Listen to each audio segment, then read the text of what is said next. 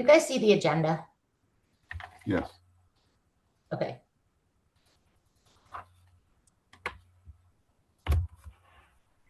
All right, we're live, so all set. Good. Thank you. Good evening. My name is Greg Young, Chair of the Northborough Conservation Commission. I would like to call the April 13th, 2026 meeting to order at 6 p.m. This meeting is being conducted remotely in accordance with the provisions of the Massachusetts Open Meeting Law. It is being streamed live and recorded through the Northborough Media Connection. Because we are remote, all votes taken this evening will be by roll call vote. Before I begin, I will confirm the presence of the commission members and staff members participating remotely. As I call your name, please state your name and confirm that you hear and can be heard. Dan Clark. Here. Justin Dufresne. Here. Sadie Stone. Here. Very good. Thank you. Staff, when I call your name, please respond in the affirmative. Glenda Williamson. Present. Pat Renaro. Present. Thank you. Some ground rules. The chair will invite each speaker or applicant on the agenda by name to make a presentation and speak to their application. Participants will provide their full name and hold until their name is called. Each speaker will be asked to mute their phone or computer when not speaking and to speak clearly and in a way that helps generate accurate meeting minutes. Those responding will be asked to wait until the floor is yielded to them. Speakers who wish to respond to the comments of others do so through the chair taking care to identify themselves. For items of public comment, after members have spoken, the chair will afford public comment as follows. By phone, dial *9 to raise your hand and wait to be recognized. Please note that part of your phone number will be visible to those viewing the meeting. By Zoom, click Raise Hand on the bottom of your screen and wait to be recognized. The chair will ask members of the public who wish to speak to identify their names and addresses only. Once the chair has a list of all public commenters, the chair will call each by name and afford 3 minutes for any comments. A reminder that this meeting is being recorded and will be available for viewing via the NCAT YouTube channel tab on the right side of the town's website. Okay, ready to go. Justin. All right. The meeting will include the following hearings pursuant to Mass General Law, Chapter 131, Section 40, the Massachusetts Wetlands Protection Act, the Northborough Wetlands Protection Bylaw, and/or the Northborough Stormwater Management and Land Disturbance Bylaw. A notice of intent at 24 Colburn Street, map 29, parcel 51, owned by Deborah Reynolds, 22 Colburn Street Realty Trust, for the demolition of the existing home and garage, the construction of a new single-family home, attached garage, and Title V septic system. The majority of the work is located within the 100-foot regulatory buffer. A portion of the demolition is located within the 35-foot no structures setback. Also a notice of intent application for 28 Overlook Park, map 29, parcel 54, filed by Peter and Amanda Fallon and owned by Deborah Reynolds, Overlook Realty Trust, for the demolition of an existing 3-bedroom home and cesspool and the construction of a 3-bedroom single-family home, garage, and Title V septic system. A portion of the work is located within the 100-foot regulatory buffer. Very good. Thanks. Thank you very much. Yep. Sadie, did you get a chance to review the 2 comments from last month so you can participate? Yes, I did. Very good. Okay, minutes for March 9th. Actually, we got to push these because Sadie was not here in March, right? Correct. So, I was not. Yes. So, Glenda, we need to push these minutes to next month for approval.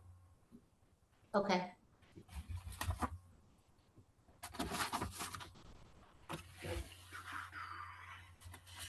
Maple Street Sidewalk, continued NOI. Scott is with us. Yep. Hey, Mr. Chairman, commissioners, thank you for having me again. Mm-hmm. We had a nice site visit on a beautiful day last Thursday. It's a pretty long site, but I guess the good news for the chair is that it was wetlands on only two ends, so we didn't have to walk the 2.5 miles of sidewalk. But I think the discussions went well. There was one question that came up, I believe, Glenda, that Worthing Curran, the design engineer, responded to. And other than that, I'm not sure if there's anything else that the commission is interested in discussing. Well, I think we saw a lot last month. I know we were just waiting for those couple of items to be cleared up. Some we did through the site walk, and the other one I think was Glenda getting some information she was looking for. Yep. So Glenda, are you in a good place here? Yes, the only comment I have is to give me a ring when the erosion control barriers are in so we can do an inspection. But that's a standard condition, I believe, anyway. Yep, will do. Does the commission have any questions or comments on this? Nope. Okay. Any public comments? I'm looking to see a hand up or something. I don't see anything. Okay. Then we need a motion to close the meeting. So moved. Is there a second? Second. Roll call vote. Dan Clark, Yes. Justin Dufresne, Yes. Sadie Stone, Yes. and I vote yes. Hearing is closed. We need a motion to issue an order of conditions for the Maple Street sidewalk. Glenda, any special conditions here? No, Okay. I don't think so. Just our standard, that Exhibit A. Mhm. But I'm going to go through that and make sure everything applies to this project. Okay, good. Is there a motion? So moved. Is there a second?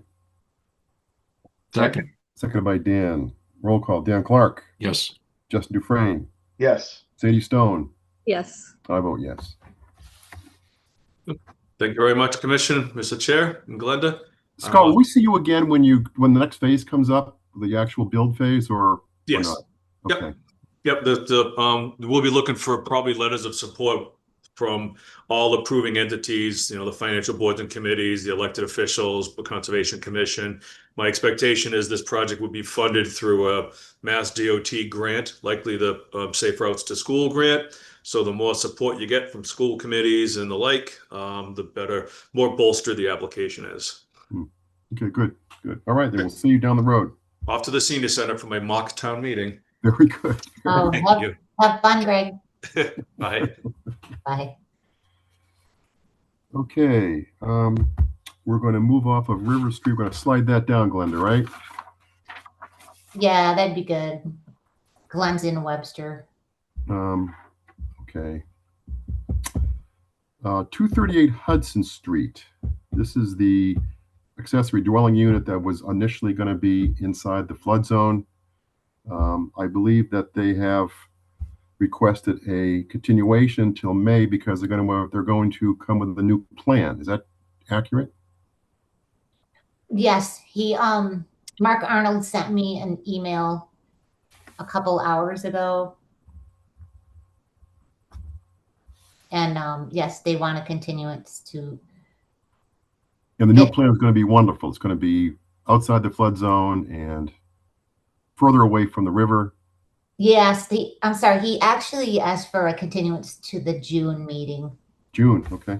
Yeah, just because he thinks it's going to take a bit longer with zoning approval.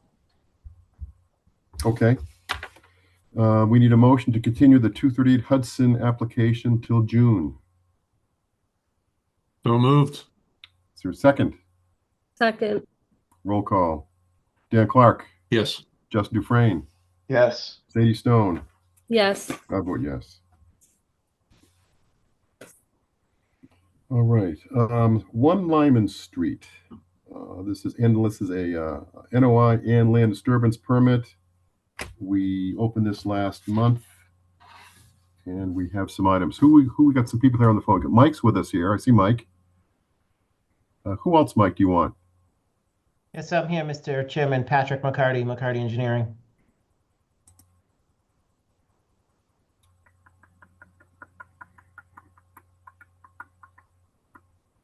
I don't see him. Yes, here he is, right there in the corner, top left. Got it. Okay. All right. So we met last month, got an idea of what you want to do. Our item was we need to verify the wetland delineation. At the time of the meeting, we had about 2 feet of snow on the ground.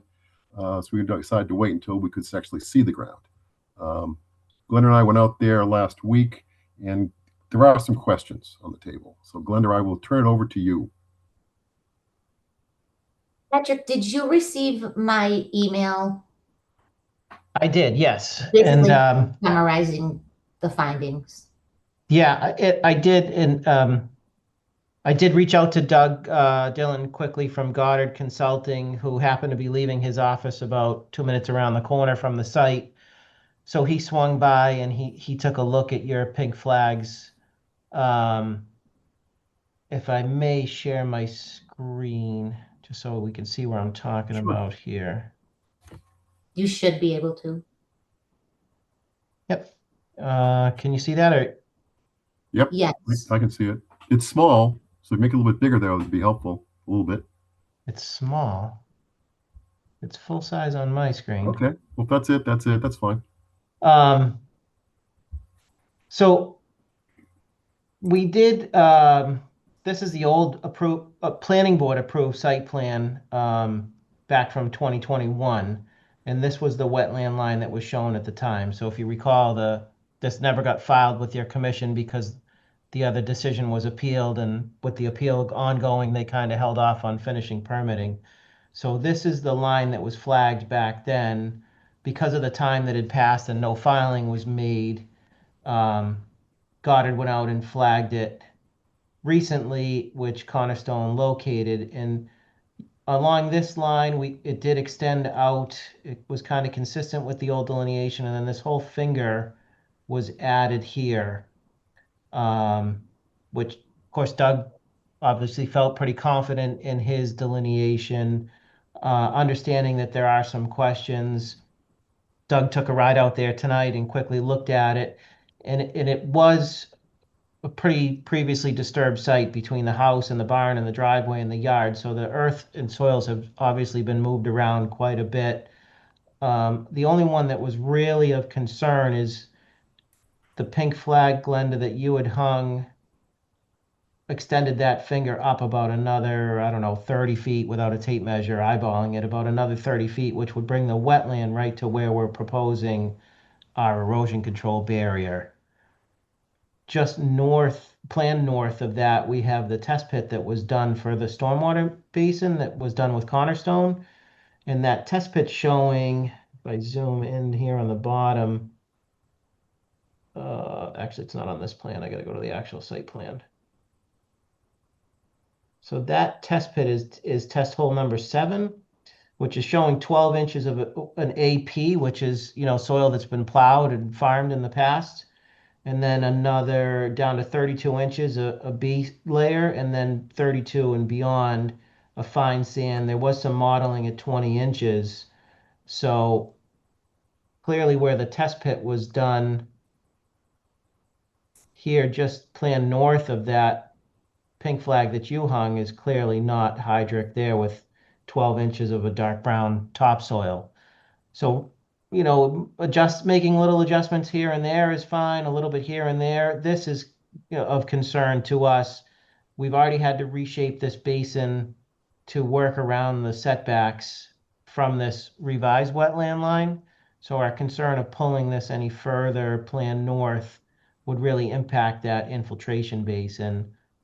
Glenda and I did have a chance to speak this afternoon, and we're hoping that between the two of us and Mike as the owner and the commission, maybe we can come to some kind of agreement here and avoid a peer review process where this isn't a pristine virgin site. It is a previously developed, previously disturbed site. If there's something that allows us to proceed with the project as designed, potentially a waiver in this area, to allow us to install the infiltration basin as designed.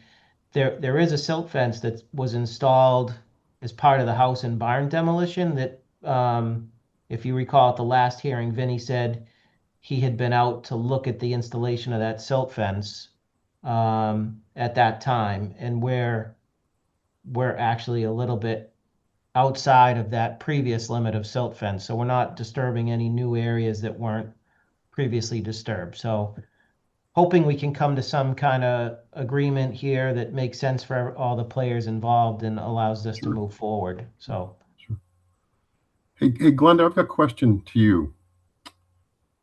I'm looking here at the finger. I thought that the new delineation would have to push that finger more towards the parking area versus towards the basin. Or am I just? Yep, you're right. It gets wider. And also, so yeah, I think between 6 and 7, Doug said that he saw a pink flag. Maybe he missed one. So he saw one here that was only maybe a couple, 2 or 3 feet off of connecting his 6 and 7.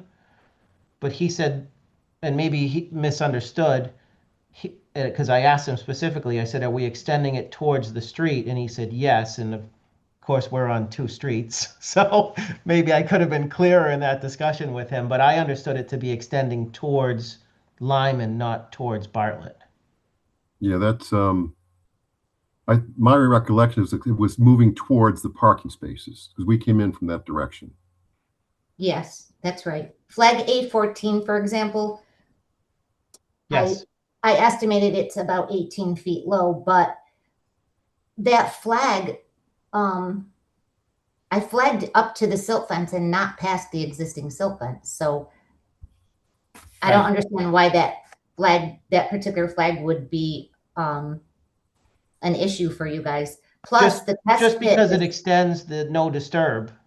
So if we Right, move but- that flag to the silt fence, existing silt fence, and then have to move that silt fence 25 feet from there, it puts us into our berm of our infiltration basin. Okay, but you're making assumptions because in my note that I sent to you, I told you that you should be requesting waivers. Yes, to- yeah, no, that's essentially what I'm trying to discuss. Yeah, and the test pit is much higher and further away. So you can't use the data criteria that the soils data from that test pit and assume it's the same as where the A14 should be. No, I think I apologize, Glenda. I think I misunderstood from my conversation with Doug. I was here in my office and he was on the site. I understood that A14 was getting pushed plan north towards the infiltration basin, but I think what you're saying is it's getting moved plan east towards the parking. It's actually A14 would be going 18 feet west towards the like bottom center of the basin where Oh, so can you see my Kinda cursor? So curves. this way. yeah, west, directly west, 18 feet up is what I approximated. But like I said, it's right at the existing silt fence. So it's Correct. just going to be a matter of you requesting waivers. I mean, I'm happy to meet Doug Dillon. I'm happy to meet him on the site we can compare notes but it does get wider. A13 would go north 25 feet, and that's right there. That would put it 5 feet from the existing 25-foot no disturb zone. So you're going to have to request no structure setback waiver for a portion of that row of parking on the west end. But that would be the maximum. That would be the closest. The other flags were less than 25 feet low. I was getting like 18 for A12. Yeah, A12, and that's the one he referenced in the data sheets, and there was literally no change on both sides of the line were identical. They both had water staining, they both had hydric soils, they both had the same wetland vegetation. So I'm not seeing a distinction. And it's mostly on the development side Okay. of the wetland. I agreed with 5 or 6. I tied on the exact same location. Okay.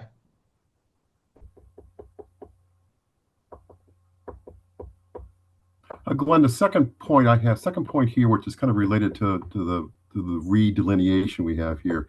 The snow removal plan is to keep the snow kind of in that area where the delineation of where the wetland lines are going to be creeping closer to those parking spaces. We normally don't like to have snow dumped into the wetlands. Is that going to be something we can deal with here, or does that have to move? They should follow DEP's recent guidance on snow disposal sites. It's fairly new, and I think, or not, it's fairly new, but I remember the circuit rider sent it like to all the commissions midwinter. And I can, if you don't have that, Patrick, I can forward you their snow removal policy. Yep. If you can think of any other areas that would make So it. we have, yeah, Vito showing multiple locations. So Oh, he good. has some here in this landscape area that would melt off into the infiltration basin. Yep. It's got a large grass area here that can receive snow. We would be amenable to a condition that said no snow storage along this section of the parking. And then we also have snow storage along the edge Okay. and here. So I think there's enough room. It's not a huge pavement area on the site, so I think there's enough room that a condition that we put up some signs that say no snow storage along this edge of pavement would be acceptable to us. Okay. Okay, good. You have an option. Okay. So, Glenda, what are the next steps here? Depends what the applicant wants to do. Before we get there, let me ask a question of the commission. Dan, Justin, and Sadie, any questions or comments from your side? I mean, I guess my only comment is hopefully we can, seems like there's some disagreement on the delineation. So I guess I'm curious what happens next. Okay. Yeah, I have a couple questions, but I guess it's maybe they're a little bit after if we decide on going the waiver route or a different route, but I don't know. My questions are more about some of the invasive species that were there and removing them and what the long-term plan is, and then the restoration and ongoing monitoring and things like that. So, Mr. Chairman, if I may respond to that.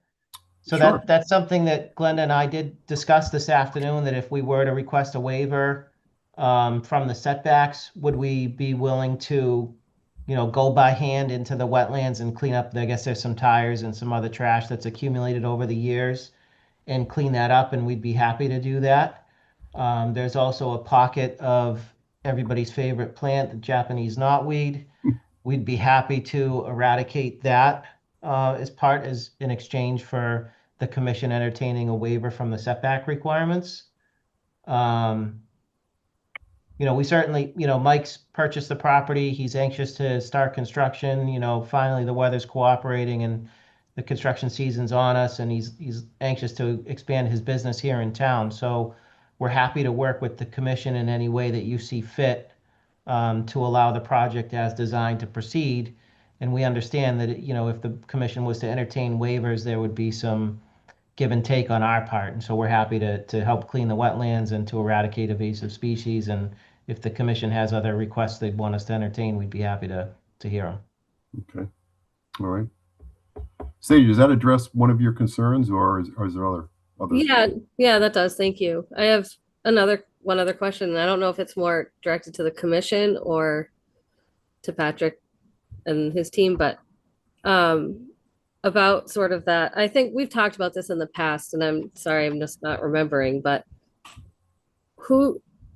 what's the responsibility? Where does that fall for like future monitoring of any of these improvements that are being made?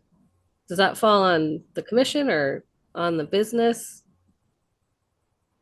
So if I may, if I may, I don't know if that was directed at me or not, but I think it would fall on both of us, because a condition would be for us or Cornerstone to prepare an as-built plan upon completion. And then once the site's stabilized, to request a certificate of compliance, at which time I'm sure Glenda and probably a commission member or two would walk the site with myself and our team and ensure that everything was built according to the plan and stabilized.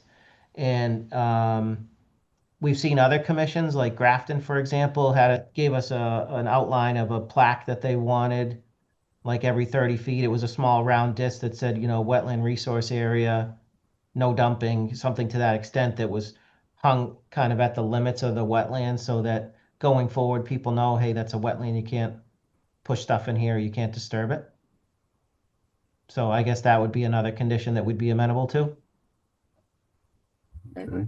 And I think we have that. And then the one other thing I'll say, Sadie, sometimes when we get into things like knotweed, it can take a few years to kind of get rid of that. So sometimes the applicant might prepare like a little bit of a narrative as to how they're going to treat that over a few years. And then they might, have to kind of submit something to the commission, after a few years of monitoring that. It's kind of just a way that they have to kind of inject some type of pesticide or herbicide or something into it, every few years. It just takes a It's while tough. to get rid of that. It's a hard thing to get rid of. So sometimes they usually kind of submit with like an operation and maintenance plan, some type of a narrative or something about how they're going to treat that. So that might be a condition that we have with this one, if that's one of the things that we're going to request them to clean up, is just some type of a narrative on how they're going to do that. Okay. All right. Yeah. Thank you. Okay, that answers your question, Sadie, huh? Good. Yep. Thank you. Okay, Glenda, where are we here for next steps? It sounds like, we'd like to work with these folks the best we can, which I think we are. I guess, Patrick, do you want to have me meet Doug Dillon on the site for discussion, or?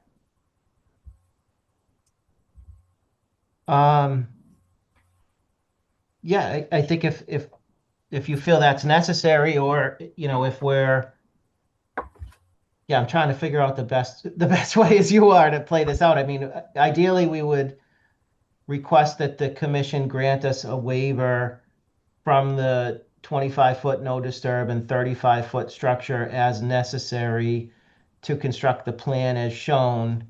And in exchange, the applicant would agree to the conditions of installing no snow storage signs, eradication of knotweed, cleaning up of trash and other debris in the wetland area on the site. And included in that would be the narrative on how the knotweed would be eradicated, with a 3-year monitoring to ensure that eradication takes. Having done it before, it is, as Justin said, it's tough. The best way is to cut it and burn it and then inject it and hope and pray that it doesn't come back and repeat that process. So all that being said, but that's only contingent if you agree to put the wetland line where it's supposed to be. Yeah, I think that goes hand in hand.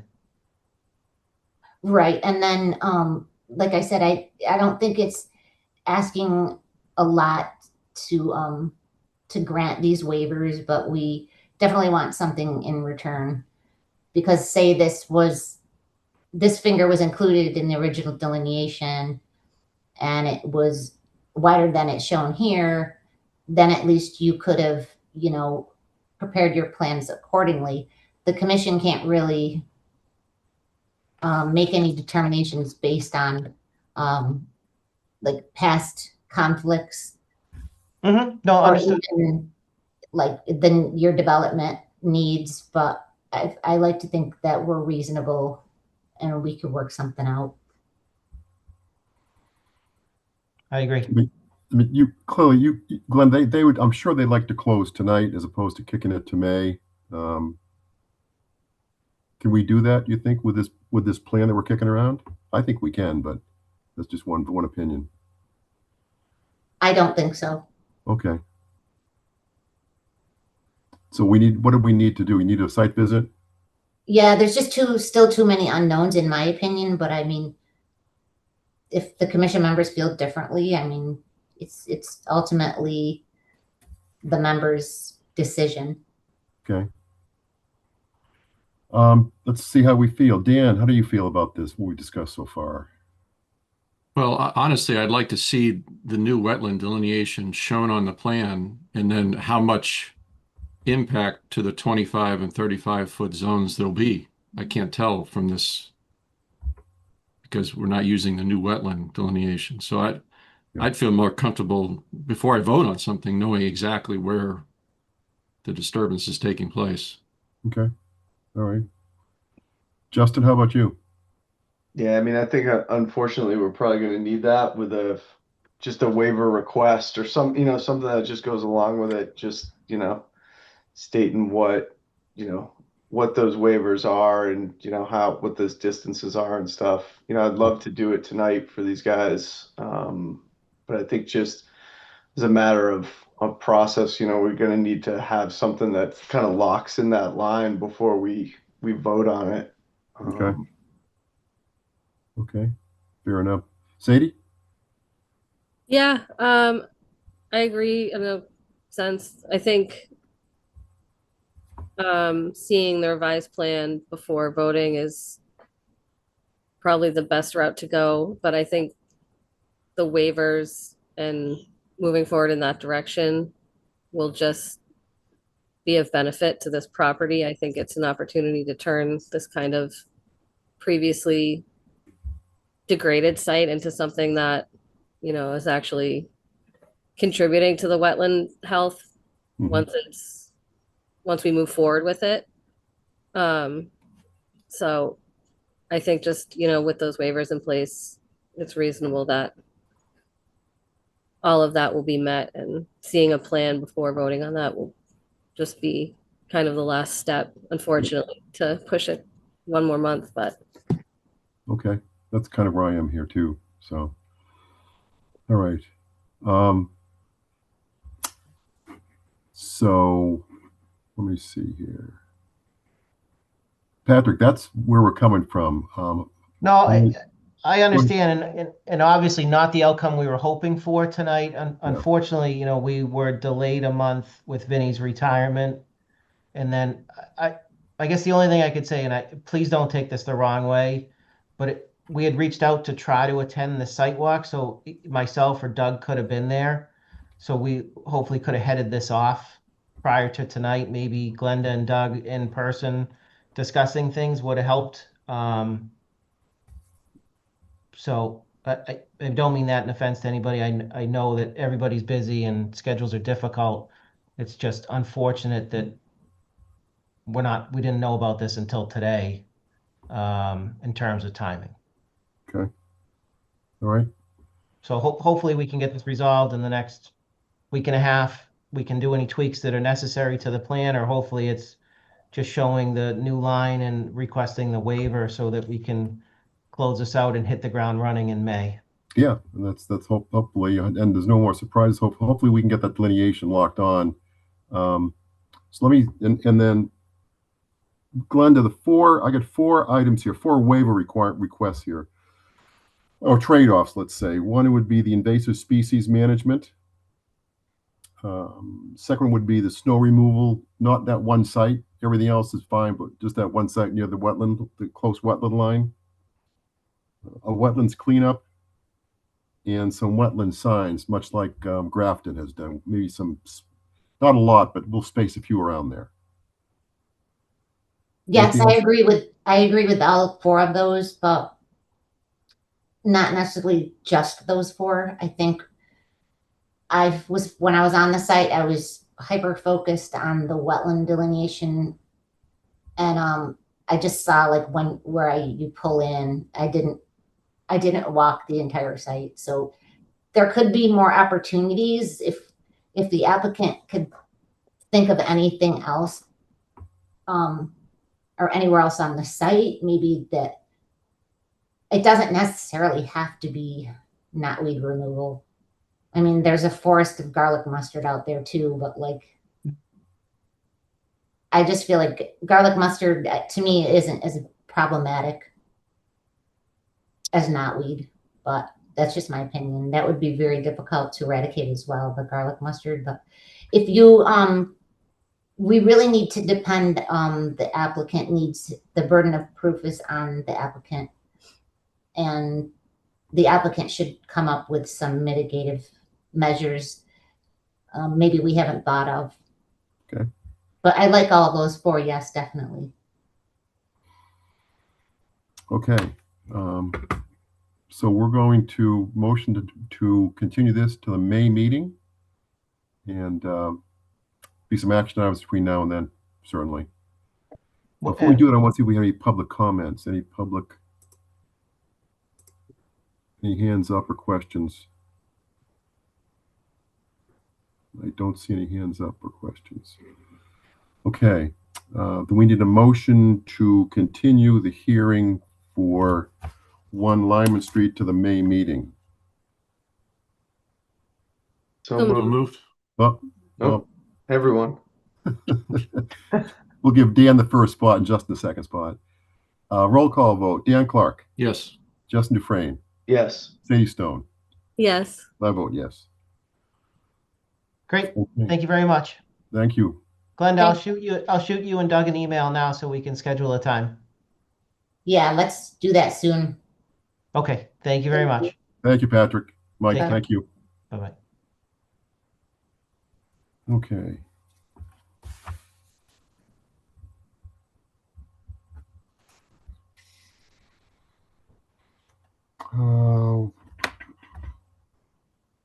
Glenda, you ready? Going to go to 1 Church Street?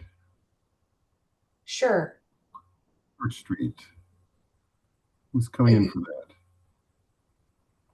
Good evening, everybody. This is Dan Sheeran with Haley Ward here on behalf of the applicant. You can see you, Dan. Anybody else you need? No, I don't think so. We do have a few other members here, but I think I'll be doing the majority of the talking. Okay, okay. This is a continuation from last month. We had some questions around some data that I think that Glenda was looking for, and also for a more robust planting plan. Correct. So, Glenda, is that a good synopsis, or did I miss anything?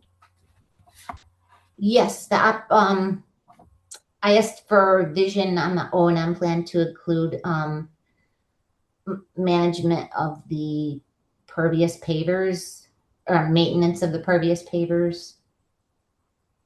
And we received a revised operation maintenance, and I see where he added that.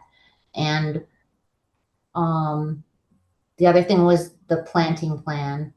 And then the third thing was the third-party review on the state stormwater management standards. And I believe Pam, or sorry, I always call Lori my old boss's name. Lori sent you the peer review today, Dan? That is correct. It was actually received on Friday, late in the evening, and it was forwarded to me today. So I don't have all the answers to those questions. I think when I was going through them, there's some pertinent ones. In particular, something that Justin had brought up last time was also brought up by the peer reviewer, and I'll go into that as part of the presentation. But whenever you guys are ready, I'd be more than happy to get into that. I'm ready. Glenda, you ready? Yes, I'd love to know, because I haven't had time to review the comments Okay. Yeah, not a problem. or the So- planting plan. So Beautiful. So we're going to start there. So let me just see. I'm trying to share my screen. Start this and see if I switch tabs, if it'll work with me. Can everyone see this landscaping plan? I can. I will zoom in so we can actually read everything here. So talking briefly here, I know we had talked about doing some enhancements for that riverfront area to also kind of address one of Mass DEP's comments as well. As you can see here, this is a bit more of a robust planting. I think we had talked about trying to keep this relatively tight to the top of the bank. These are roughly about 11 feet out to this sediment control barrier between these two utility poles. This was done by a landscape architect. I'm not quite the botanist, but it does look like to me there's quite a variety. I'd be more than happy to go into those as well for you guys. You probably know a bit more than I do. Before I go into that, I just want to also point out here, this is going to be planted with that upland seed mix. There's this kind of dash mark in between the existing bituminous driveway and the erosion control barrier. I'll go to the type of plant they are suggesting here. So just pick one of them here. So we'll go the VAs and the DLs. And over here at their planting schedule. So the DLs is the northern bush honeysuckle. And the VAs, that's the maple leaf vibranium. Hopefully I said those right. And there's also the low bush blueberry. That was the actual VAs. They have another symbol. But those are the gist of the planting. I want to be clear too, just full transparency, because we did get those review comments back today. I am going to be requesting a continuance to give you guys some time to take a closer look into this plan in more detail, as well as there might be some revisions to address some of those comments. But I think with the planting plan here, kind of address the commission's concern, trying to really beautify this area to give people a little bit of a reminder, because it has been quite some time. Oh man, this thing is right where I don't want it to be. Let me bring this down. There we go. Stormwater management report and plans. Bring back to full screen. So before grading a drainage plan, we didn't really show anything in this area at all for plantings. So I think that landscaping plan really kind of shows that beautification of that topple bank. And again, here on these plans, it is busy, so I do apologize, but this utility pole here is similar to that one other corner, and then similar here, you have this utility pole coming out to the other corner. The intent with the landscape plan was to try to keep everything obviously out of the floodplain AE. Don't want to have any disturbance on that, and more importantly, just stay close on that actual top of the slope and not really encroach into that steep slope going down to Old Harbor Brook. As Glenda had mentioned, and just I guess proof in the pudding here, the stormwater management report. This is the O&M. We did have permeable paver maintenance, relatively standard here. The peer reviewer, I don't think, had a chance to take a look at this revised operation and maintenance plan when they did their initial review, but it will be included as part of the follow-up review. And with that, I think that kind of summarizes the plan changes. Again, like I said, this is probably going to be a bit more extensive plan changes based on the peer review comments. Justin, just to kind of circle back on that comment that they had also brought up, I think you brought up last time, was about the roof drains trying to be tied directly into the subsurface system here. I'll go to the plans itself. So here's that chamber system here. The peer reviewer did also mention that, the applicant should, and I'll actually quote it here, we recommend the applicant include direct connection of roof drains from each building to the proposed SIS, or subsurface infiltration system. Roof runoff, is considered clean by Mass DEP and can be directly discharged to infiltration BMP. We don't disagree that that's true. It is a recommendation. I do think it'll be kind of difficult to do, but as we're kind of going through some of these revisions for the rest of the peer review letter, we can take a look into that and see the viability of trying to get the roof runoff directly into the subsurface system. That's really all I have for you guys today. I'd be more than happy to answer other questions or concerns you may have. I know you guys haven't had much chance to take a look at these plans as is, but there will be changes to come. I'm sure of that. Great. Good. Thank you, Daniel. Yep. Any commissioner questions or comments? Could you go back to that planting list? Yes. Here's the plant schedule here. If there's anything, if you would want me to zoom in more, Dan, just let me know. No, I was just checking on that honeysuckle because there's an invasive variety. Looks like okay. you're planting the native one, so that's fine. I didn't see this genus species when it flashed up there. I appreciate it. We wouldn't want to plant any invasives. Thank you. And I don't think I've even ever seen the native honeysuckle. I've never seen it on a list before. Yeah, that's what sort of struck me as kind of odd. But I've never seen it in the environment. It's always You- The be the invasive first, one, the first location in Northborough would be on this. right? Yeah, I guess that's why it's considered an invasive. It's everywhere. Any more questions from the commission? Comments? Any public comments? Okay. And Dan, you said you want to request a continuation to May? Yes, please.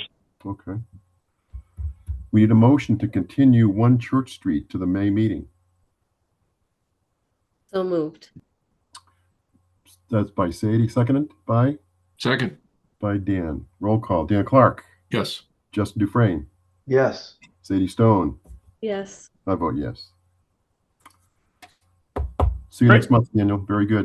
Awesome. Thank you very much for your time. Thank take you. care. Thanks, Dan.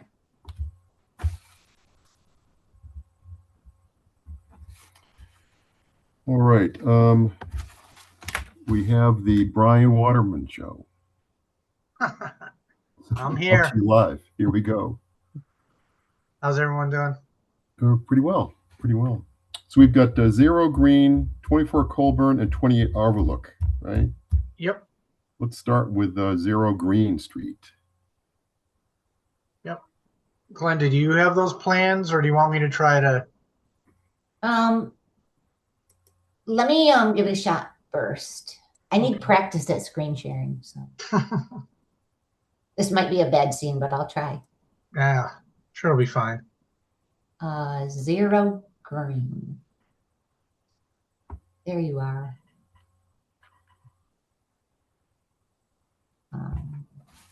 Plan. Share screen. Share. Excellent. Don't ask me how to make it bigger. That was my next question. Yeah, so this is 0 Green Street, north of the Menser intersection, probably a quarter mile to the south. Conservation property off to the left, that's part of the Shunder Farm conservation area. The lot is about 2.3 acres. This is the existing conditions plan.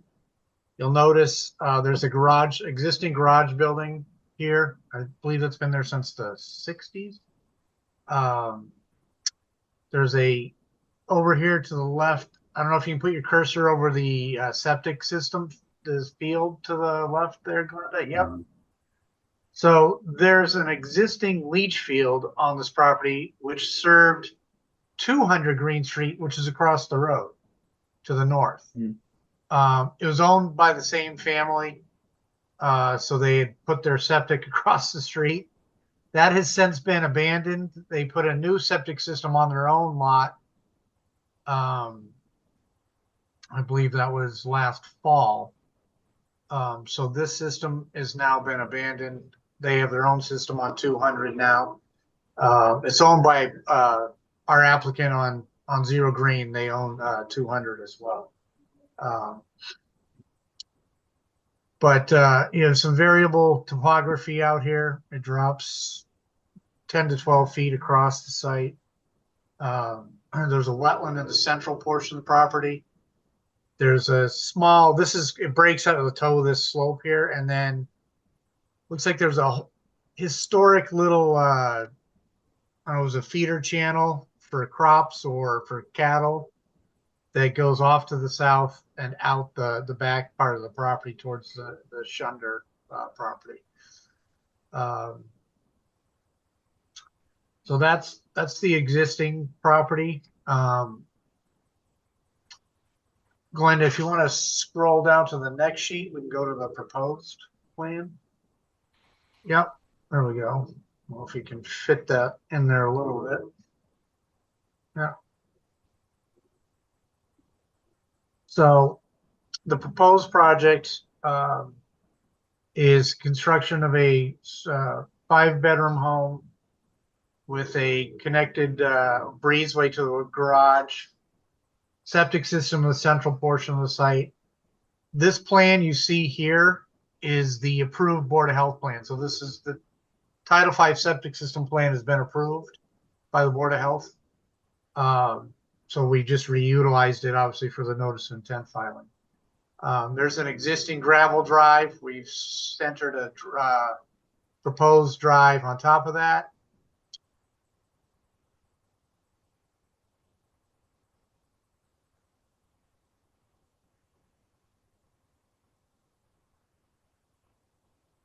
I think we lost him.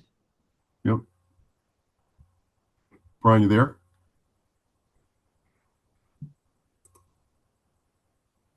It's just frozen. He's Let me know. joining. He's rejoining. Technology. It's great when it works.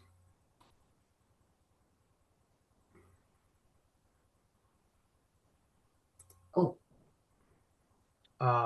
So we're trying to keep everything to the north of that, which is essentially the limit of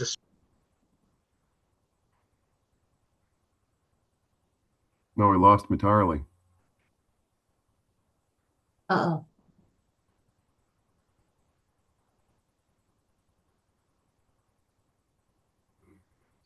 Oh, so he probably can't see a chat, right? If he's off. No. You could text him. Do you have his phone number? Yes. I have him on speed dial now.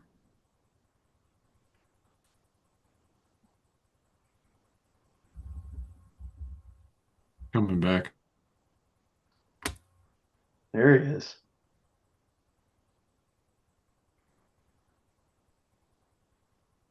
Oh no, with my computer. Can you guys hear me? Yeah. We can hear you and see you. We lost you for a while there, Brian. Yeah, my screen just went black. I'm not sure what happened. I don't know where I left off, but did you hear the discussion about the existing garage and then the proposed garage is shifted slightly to the west? No. Okay. Glenda, can you zoom in on that just a hair? Yeah. And then where the word proposed driveway is, that follows pretty much the existing gravel drive. And the word proposed is essentially sitting on top of where the existing garage is now. You can see the garage with the hatch underneath the word proposed. I mean, proposed driveway.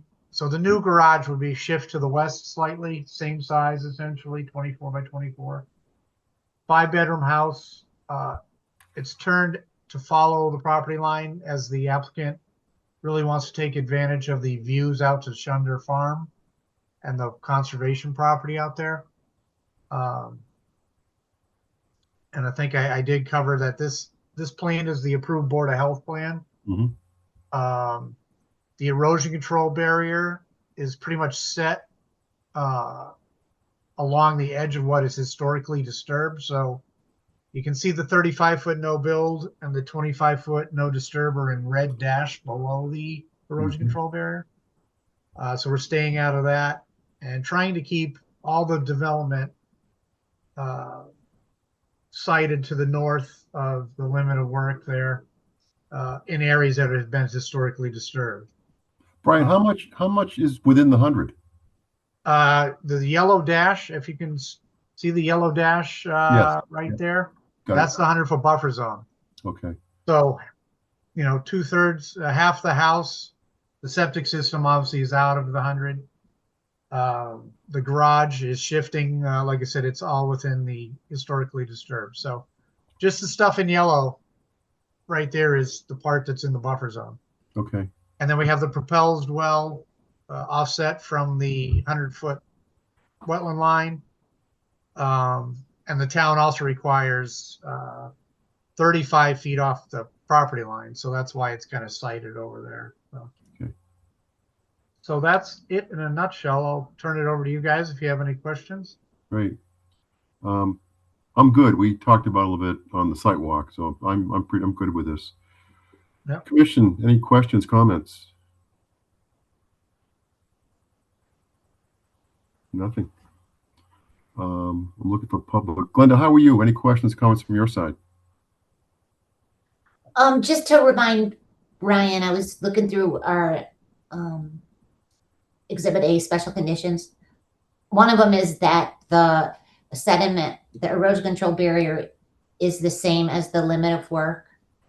Yep.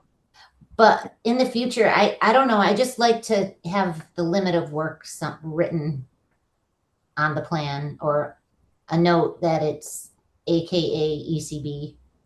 Yep. Yeah, I mean, that is essentially the limit of work, but we can, I think we just did that on the next project where, because I received that comment from you that we relabeled the ECB as ECB/LOW limit of work and updated the legend. So Okay. I think it'll be fine. You could probably just put in a condition that it should be noted that on the plans that the erosion control barrier is the approved limit of work, if that's acceptable. In this case.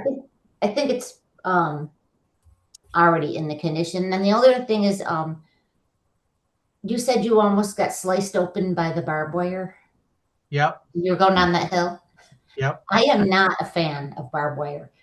So do you think they would mind snipping that barbed wire out of there? Because it's like, not just for like people, but for wildlife. Critters. Yeah. Yeah. Yep. Yeah. I think we can put that, if you want to put that in the order of conditions. Part of a good portion of the barbed wire is going to go away by the limit of work and the grading, but there is that section that goes down to the, to the edge of the wetland. Mm-hmm. So yes, I would be all in favor of having condition that gets cut and removed by hand and taken off site. Good. Anything else, Glenn? That was all. Thank you. Okay. So, Glenn, I think we're good. We're ready to move forward with this. Yeah. Agreed.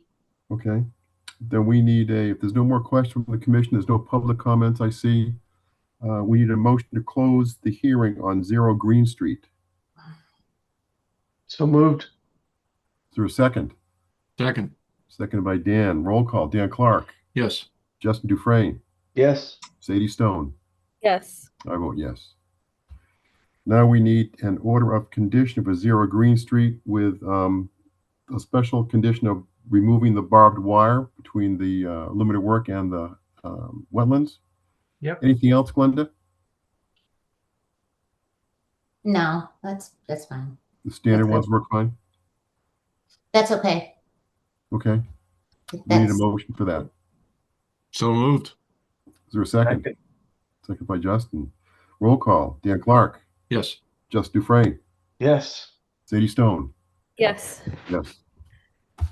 Okay, 0 Green is good. Thank you.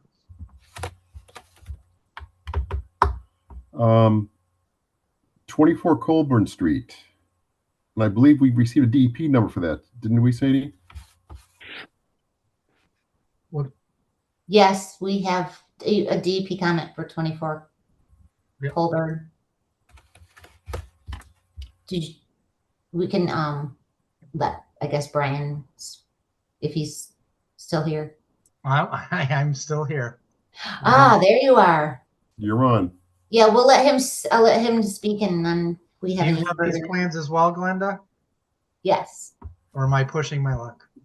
No, you're good. Okay. If I start crying and freaking out, though, you'll know. Just kidding. All right. So I believe this is the revised plan. This is not the first one that the commission's probably seen, but just so you know, it was revised, I think, like today. Right. DEP had made a comment about providing data sheets. Obviously, they didn't apparently read the cover letter that explained that this wetland falls at the toe of a very steep slope, and the data sheet wouldn't have done any good. But we walked the boundary last week, Glenda and Greg and I. I don't think there's any issues with the wetland line. Their other comment was show the proposed tree line. So that's added to this revised plan.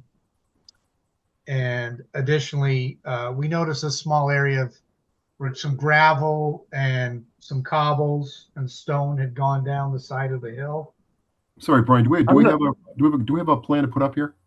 Yeah, Glenda, I think. Oh, I'm sorry. I thought it was darn it. I thought it was sharing. I'm sorry. My fault.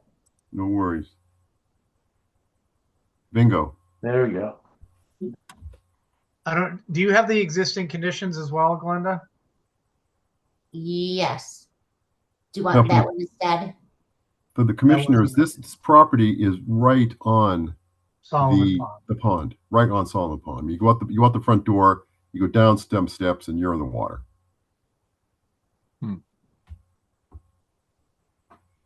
Hello. I can probably pull it up here if you don't have it. Well, the first. I just had to go into the 28 overlook. There you go. Perfect. You can see this one now. I just left the screen. Just lost Okay, it. here you go. Sorry. No, we got it. Okay. So this is the existing site right now. There's a common drive off of on the Colburn Street. This common drive comes off of Colburn to access. It accesses 22 Colburn. I think I forget what number this one is, but this is the subject property right here at 24 Colburn. Mm-hmm. Historic house, been there early 1900s. It's been abandoned, boy, what did I say? Since 1991, I believe. Vacant in December of 2021. So it's an old cottage, detached garage. Glenda, can you zoom in on the house area for a second, please? Yep, thank you. There's a historic retaining wall and stairs down to the pond in the backyard. The cesspool is located right in between that concrete pad and the existing house. It says it's labeled manhole. Yep, right above your cursor to the right at the edge of the concrete pad. So it's right at the cesspool is right at the 35-foot no build essentially. So there's a lot of concrete. There's a big driveway in the front. The existing 2-story concrete block garage. That's a raised stepped building. If you go in between the house and the garage, you can look into the bottom of the garage. We saw a couple things in there that were pretty interesting, that pretty old, but so again, it's been abandoned for quite a while. It's been around since the early 1900s. You can see the wetland flags off the back there that, as Greg pointed out, the slope goes right down and then you're into the pond. Glenn, do we have any pictures? We do, I think. We might want to pop a couple of those up here, Brian, to kind of give a perspective of what we're talking about. Yeah, I think the rest of the members would really get an idea of what it looks like.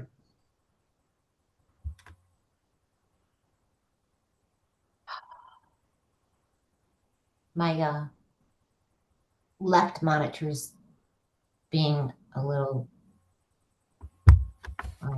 delayed.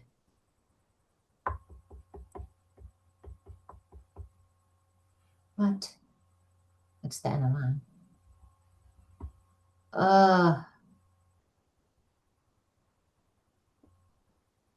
Let me go to my other file.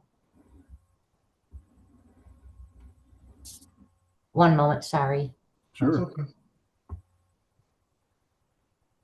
Technology's great when it works right. Mm-hmm. I'm not seeing the photos. I thought I put them in here. Oh, hang on. Exhibit A, revised plan. No.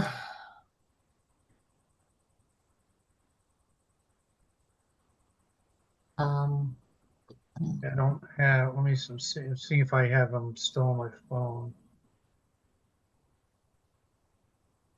I have them on my phone, but I guess they didn't transfer over. Yeah, I've already downloaded mine.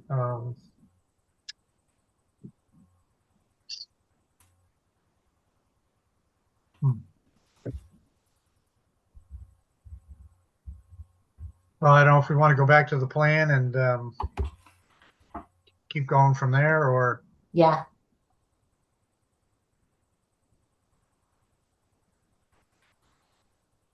I can search. What is I it? can keep going while you look if you want. Opening this stupid thing. Okay. 1 second. Yeah, we should put the plan back up too if we're going to do that.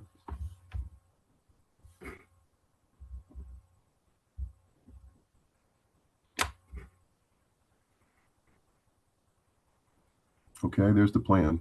Sorry. That's the proposed plan. So we can jump to that, I think. If you can zoom in on that a little bit, Glenda, please. Yeah, that's good. Can everybody see this? Yes, I can see. Yep. Okay. So the proposed house slides forward away from the 35-foot no build. The existing building, it's kind of hard to see. It's dashed in the background, but we come away from the back of that building about 8 to 10 feet. The existing cesspools, that circle that falls right in the back of the house. So that would be removed and abandoned per Title V. And then we have a proposed septic system, a Title V system, up off the southeast corner. This is the one we were asking for a waiver because the edge of one of the trenches, I believe it's 78 feet from the wetland. This wasn't considered a repair, or we could have just, filed for repair and keeping outside the 50, because it was a 1-bedroom and they're going to 3-bedroom. Brian, have you been to the Board of Health with it yet? It's filed. It's under review by Chris Craig right now. I didn't have any comments back yet today. He was out here with our soil evaluator going through all the soils. So we don't anticipate much. And I think as we showed you in the field, we don't want to cut into this bank. We could have moved it out to the 100, but then you're cutting into this bank and removing some large mature trees that are, 22 to 35 inch diameter. So this is kind of sited on the edge of this existing gravel drive that goes up to number 28, which we'll see in a few minutes. But so the location's a good location for the system. And again, you're getting rid of a cesspool that's been there for many, many years at 35 feet from the wetland and moving up to a new Title V system anywhere from 78 to 100 feet from the wetland. So, we discussed that with Chris. He thought that was a good idea. And I think when we looked at it in the field, you can see where we've got the testing where we parked over on the other 2 test pits. That's an existing gravel area right now. So it makes sense to put the system there, and it does get it, considerably away from the wetlands. There's between the removal of the old Bitcon driveway, the concrete pads at the back of the house, the old garage, and the old house, there's an overall reduction of impervious area on this site as well. So overall, we think this is a good, it fits this is all part of the family compound. One of the sons would be, son and wife would be moving back into this house. So it's to serve the family that had this property since the late 1800s, early 1900s. And again, it's an overall reduction of impervious area, and removes a cesspool that's 35 feet from the wetland and moves it up the hill to a new Title V system. So, Brian, hold on 1 second, Brian. I had a thought here. Yeah. Sadie, Oh, sorry. You're Yep. still with- You're still with, you're part of the Stone family. Is that true? It is. Yes. So maybe you should recuse yourself from this. Is that true? I can if need be. Yep. Glenda, what do you think? I just realized the Stone family is huge in Northborough. So it's, It is pretty large. Yeah, I would err on the side of caution. yeah. So Brian, I mean, this one's going to be continued because of that, but hopefully we can get a non-Stone quorum for next week, next month. Oh, okay. Next week. Oh, with Sadie recusing, you don't have a quorum then. Okay. Right. Correct. Okay. So I guess we'll have to continue it anyway, because Yeah. we do have a DB file number. I think everything but in that time, hopefully we'll have, if there are any comments back from Board of Health, we can address those, or if it gets approved by Board of Health, then the plan you're looking at would be approvable, I guess. Yep. Okay. The question now is, do you want to talk about 28 too, or you want to open the hearing and talk about it or not? I one more minute on this. If towards the back, if Glenda, if you can zoom in towards that back, yeah, that area with the notes on that little slope area there, we'll just address that. During our site walk, there's an area there where there was a bit of gravel and some cobbles that had rolled down towards the top of the retaining wall. Yep. So we identified that. We'll surround that with silt fence, staked and entrenched. We show some boulders. There's existing stones there. They can armor that upper edge. And then we place a thin layer of loam and then seed that with a conservation and wildlife mix. So it's not a big area, but that would help prevent any future stuff going over that edge. That was it on the rest of the proposed for that lot. Okay. All right. I guess a couple questions, Greg. Sure. Go ahead. Speaking of that retaining wall, so what's the condition of that retaining wall? It's solid. It's built into the bank. It's concrete and cinder block for the most part. So we were just going to stay away from it. Okay, that was my second question. You're not doing anything by it or near it, or no. As Glenda requested before, you can see there the limit of work. We have ECB labeled as LOW. Yep. So that's the limit of work. We're working around the existing concrete stairs and staying away from that retaining wall. Okay. With any grading. So everything is above it, Dan, with you can see the dashed line kind of now behind the proposed house. Yep. That's the existing building. So we're working away from that. It's kind of the top of slope there that comes up to the back of the house. Yep. We set the erosion control barrier at that limit and are working away from it. So. Okay. One other quick question. I thought you said that was the start of a shared driveway. That's no longer going to be the case? It looks like there's a road that goes to 28. There's two. If you can slide the screen just a hair, or if you go back to the existing conditions. Okay. Glenda, if you can just pop back to the existing conditions. Yep, I think I had it minimized. Sorry. That's okay. Existing. Where'd you go? So like 8 windows open. Yeah, I know. I'm sorry. I mean, in the proposed, you can kind of see it too, Brian. Like, yeah, you almost can. block it with the septic system and the grading a little bit. So it almost looks like you kind of block those driveways a little bit. That was my question. Are they still going to be used as a? Well, no, you'll see on 28 that middle driveway that goes up to the where'd it go? Okay, can you zoom in just a little bit, Glenda? Yep. So there's a gravel drive that goes down along the edge of the pond. Yeah. And then there's one in the middle.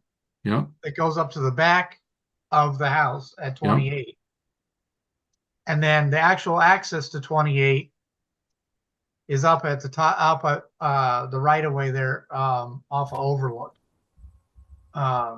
So those pathways have been there historically. So the pathway, when I show you the plan for 28, the middle pathway there which is where the septic system is mainly going, down at 24. And the majority of the pathway that goes up to the back of 28.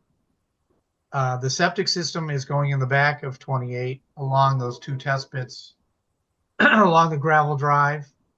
The only part of the gravel drive that's going to remain behind the building will be loam and seed.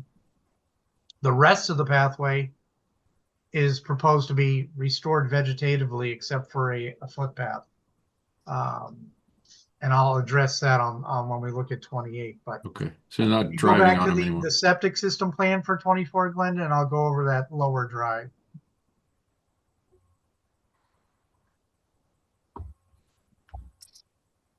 So proposed 24 stops. Yeah, the pros 24, yeah.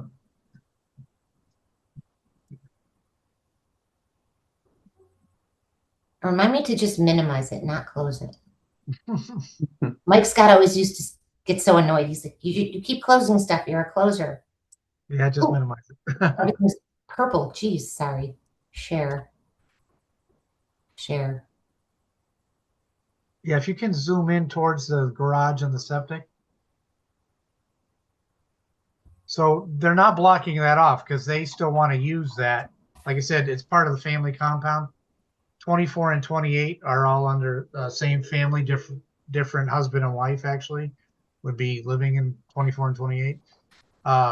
So we regraded that, and there's 15 feet between the corner of the garage and the retaining wall for the septic. So you can still drive down that.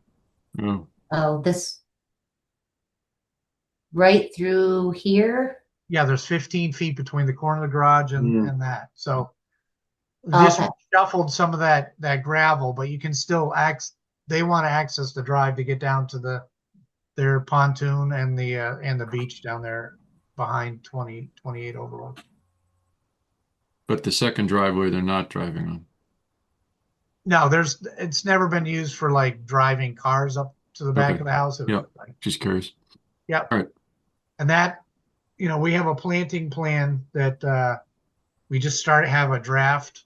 I kind of showed Glenda quick today that a lot of that whole path, that middle path, is going to be restored vegetatively, except for a 4 to 5 foot wide footpath. But I can address some of that when we look at the 28 plans if you like. But Brian, my only question on this, just as we obviously we're kicking it to next month a little bit, is just with the steep slope, and a lot of this site, is going to be kind of, cleared out for a while. We're going to have it exposed. I mean, I don't know if we want to think about maybe just like a double erosion control barrier or something like that. I mean, they're 2-foot contours, so it's pretty steep. Just knowing, how this water could be kind of ripping down this hill for a little bit. I don't know, or just something that, keeps a real close eye on the site while it's under construction. Knowing how that could just get right to the pond pretty quick. Yep. Yeah, we put 8-inch compost sock. Okay. And a with bigger one. With a staked and entrenched silt fence, and we kept it right at the top of the edge. I wish we had the photos because where everything is located is actually fairly flat. It's hard to see in this. Because of the existing house and everything. Yeah, Yeah. and then in front is a whole giant gravel drive that comes in off of the common drive. And we're not really cutting many trees or slope there. But we did talk to Glenda and Greg on the sidewalk that we doubled it up on 28 because that's really steep. Okay. We could certainly double it up on this. It gets a little tight behind it between the wall, but we can certainly put one behind the row we have now along the top face of that retaining wall. Then you've got 2 really good barriers. So maybe we if could you've got a certainly add bigger that. one to start with, and you're keeping an eye on it, and it's Yep. just you're ready to go with another one if you need it. It's just No, I hear you. And like I said, we're trying to stay at the top of the edge of the disturbance now and work our way back. which they should be able to do. They could come in and pull everything back away from that barrier. Yep. Yep. Yeah, maybe they This is could a even very get over- visible site, you know, from the back. Oh yeah. There'll be a lot of eyes on it. But again, I think we can work away from that top ridge, which is the limit of work now with the ECB, and pull stuff, you know, away from it. But if we needed to add another barrier, even a temporary, a little temporary basin in there, it's all sand and gravel infiltrate like crazy. Hmm. Hey, Glenda, Yes. you think we can get the photos for next month? Yes, the problem is I can't figure out how to save them to an album from because I ran out of power on both my work phone and the tablet. Yep. So I just have to figure out how to create an album. I can put some photos together and send you a PDF that we could share next time. Yeah, if you have them, I mean, don't go to a lot of trouble. I should be able to figure this out. Yeah, the photos would really help Yeah. kind of show the site and explain what's going on. Yep. I'm sorry I didn't have them called up for you. No problem. No worries. Any more questions from the commission for this one at this point? Nope. I'm good. Good. And Sadie, you're sure this is your family, right? I mean, Stone could be a common name, but this is the Northborough, the historical deep Northborough Stones. Yeah, so we're all related one way or another. So don't ask me what the official relation is. Oh boy. What Okay. day in May will that be continued to? Do we have that? I've got May 13th. No, May 11th. May 11th. May 11th. Okay. Okay, then we need a motion to continue 24 Colburn Street to May 11th. So moved. For a Second. second by Justin. Roll call. Dan Clark, Yes. Justin Dufresne, Yes. and I vote yes. Don't even, Three of us. not sure what that's going to be. Yeah, but I don't even know if the three of us can. Okay. So, Glenn, do we want to go to 28 and take a look?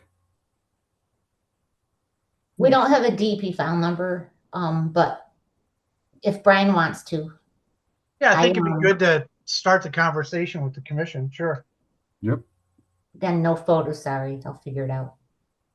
Again, so but for next month we should have those. All right, so we need, and then could we just go back to 24 Colburn? We want the photos available. Brian's going to give us a planting plan. Yep. Is there any other outstanding items you can think of, Brian? Well, we addressed the minor comments for the DEP. You had 4 comments that we incorporated on that revised plan. I think based on Justin's comment about potentially the double row would be, you know, a condition that a surplus of compost stock or silt fence or straw wattles are kept on site at all times.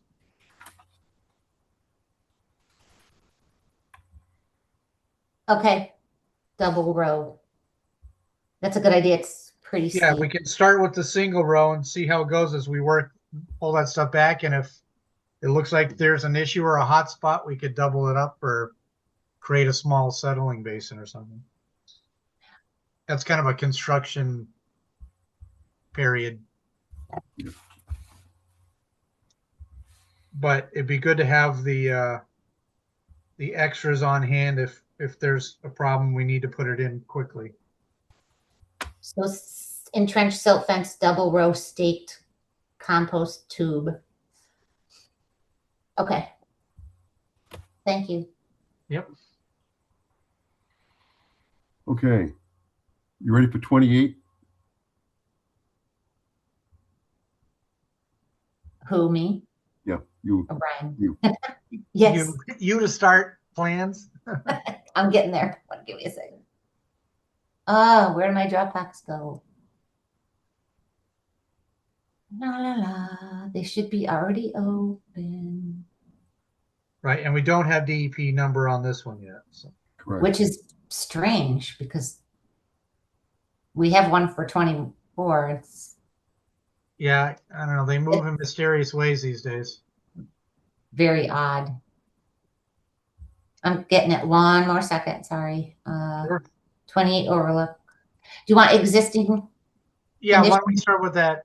Because when we did our survey and the wetland delineation, we covered both because it's for the family. So it's nice to see both. You can see 28. There you go. So if you zoom in a little bit towards the 28, probably help people see. So, yeah, if you can pan to your left, I guess, so we could get more over to 28. Oh, sorry. There we Focusing on go. the wrong site. Here we go. Yep. We're getting there both on the same plan. Yep. So again, historic 3-story home. It's built into the embankment here. Access to the front of the house is from Overlook Park. Up top, there's a paved area into the right of way, concrete walk and pad into the front of the house. There's a big lawn area in the front. Couple retaining walls. You can see a circle off the left front of that concrete walk between the retaining wall, and then another circle in the back to the northwest corner of the house. There are 2 cesspools on this site. One handles the first floor out front, and the other in the back takes the bottom floor. So one of those, the rear one, is inside the 100-foot buffer zone. The 100-foot buffer zone is that dash you see cutting through the back corner of the house. So everything up top is out of the buffer zone. Everything behind that is in the 100-foot buffer zone. It's existing wooded. It's, as you can see, it drops quickly down to that lower gravel drive, which accesses the dock area and the pontoon boat at the back of the property. So again, this one was abandoned. Oh boy, it's been abandoned for quite a while. And as you saw around the back side of it, Greg, there's, you've got that big retaining wall, you've got the addition, that long skinny neck that goes. It's quite the old lake compound, if you will. Mm-hmm. There's a historic footpath, as you can see, in the middle behind the house that is very steep, that goes down. There are a couple old concrete block landings, and then down to a concrete stairs there down by the edge of the pond. Glenda, do you want to switch to the proposed plan quick, and I can at least start outlining some of that to the commission? Because there are already some changes we're looking at on that plan. Yeah.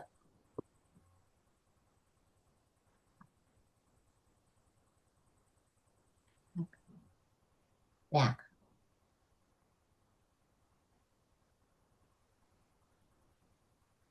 Oh, shoot, that was the NOI. That's just the cover letter. There you go. Yeah, so if you can zoom in on that.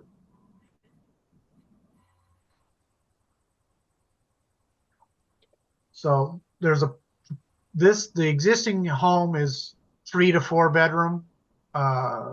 Chris Craig did a review through the house and confirmed that.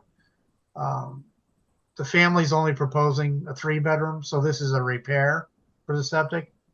And we had that discussion with Vinny before he left, that he said, yeah, as long as you stay outside the 50-foot buffer zone, which we are, then the repair, you wouldn't have to ask for a waiver to the 100-foot setback. So if you can zoom in just a little more towards the septic system, Glenda, please.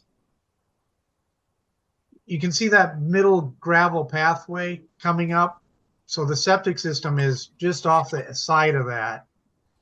And you can see the note there to the right of the septic system that says existing cesspool. So that the 2 cesspools will be removed and abandoned. New Title V gravity system, instead of doing a pump system up front with an ejector pump. And try to stay at the top of that edge of the gravel. We're just getting off the edge of it. And then there'll be a proposed garage up front into the yard area. There's an increase in impervious on this, so we are infiltrating an inch of roof runoff. We've got great bank run gravel up there, so we have good separation to groundwater and great soil. So we'll be infiltrating all the roof area. Glenda, can you pan kind of towards the pond a little bit, please?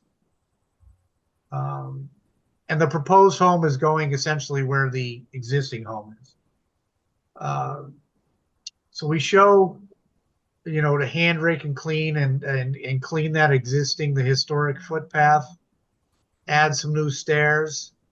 And then they wanted a shed down just outside the 35-foot no structure, but it's so steep in there. The footpath is there. We've survey located. It needs work. You'd have to reset some of the concrete and stone landings. Whoever built that, their father or grandfather back in the day, did an amazing job. They built things right back then. But we're looking now at coming off the back deck stairs and you've already got that gravel drive, is to site, a 4 to 5 foot wide path down the gravel drive connecting to that lower one, and then restore the area around it. And then probably abandon that, those stairs, the proposed stairs going down the hill, connecting to the existing path. So we're working with the applicants on that. And then we probably move that shed. Can you zoom in really close to where the silt fence ends in that bottom right-hand corner? Yeah, right there, down bottom. There's some existing stone steps right where the end of that silt fence line ends, right below your cursor. Right there, there's some existing.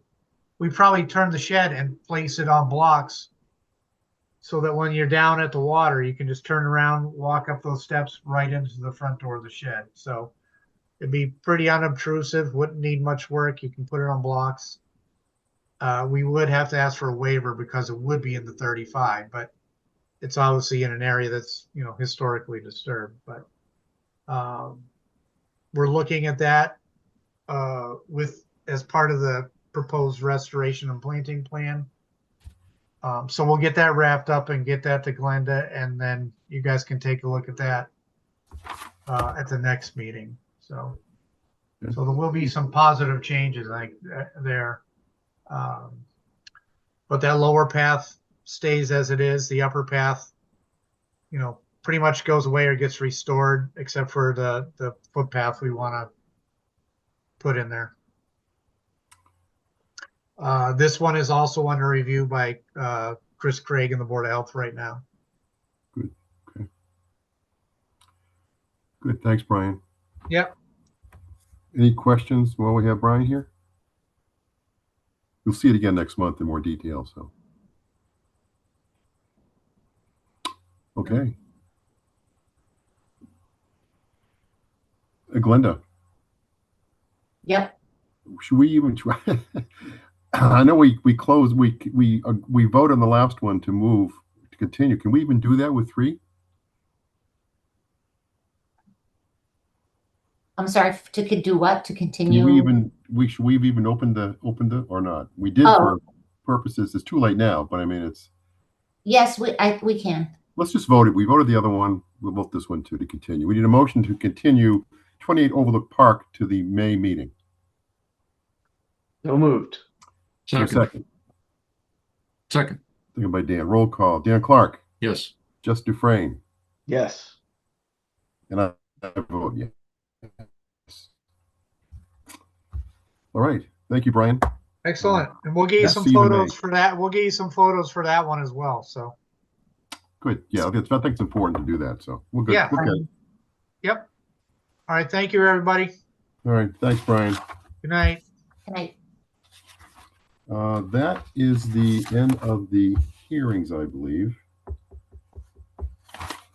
Glenn, do you want to talk about the exempt maintenance notification for Mass Electric?